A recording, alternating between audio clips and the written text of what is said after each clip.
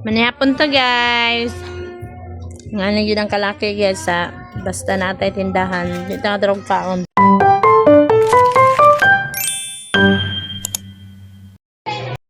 Hi guys! Nanihapon may ana guys no. Pero bay-bay po nang namalit guys. Mao nang magbasta manihapon ta guys. Manihapon good mi guys no. Ginadagan jud na pud mamalit guys. Mao putol-putol jud may magkaon guys. Siguro ambis human kag 5 minutes siguro guys. Mga half hour pod bago mahuman. Kay tungod maundang-undang jud kaayo. So pero kay mahuman jud na ato ang ano guys, ato ang goal ug anong naninda pud ta. Mao na nga entertainon jud na nato biskan unsa pa na kay busy dira, unsa pa na ka importante nga nagkaon ka dira kay ngano wala na nirado.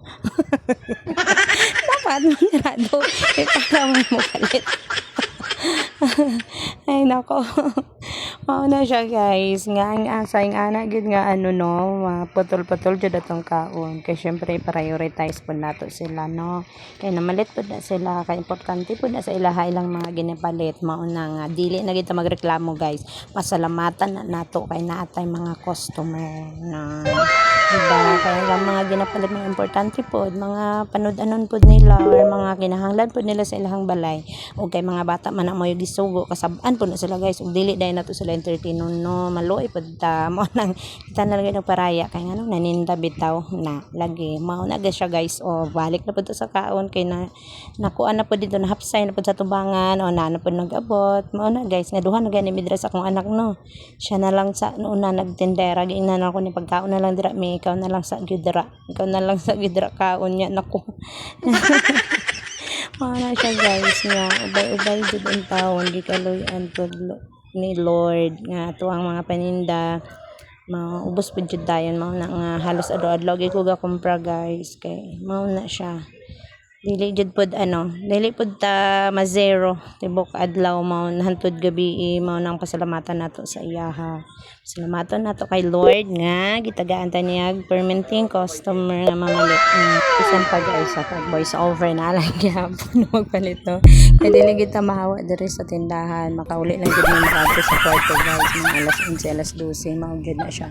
Pinakababa na siya nga time nga namin ko sa kwarto guys is 9 p.m. Mao na nga naara gid diri kanunay among naong diri sa tindahan. Ay nako. Wala magyabong ko na mayot guys. Bisan pulaw permente, pag adlaw daghang trabaho. Di ba? Grabe gid kayo ba? Maayo gid kay si Lord. Wala gid pisagdan niya among health. Although naay magin ginabati sa lawas, kay syempre diha na pud sa pagtrabaho sa pagalsa-alsa, sa unsa, mapasmuhan. Pero overall guys, grabe gid kamaayo ang Ginoo. Maayo kay siya nga naga protection ang naga-provide sa among mga panginahanglan adlaw-adlaw. Huwag ka na lang guys. Thank you for watching guys. Love you all. Tanawa ang akong anak ko. Yan na siya.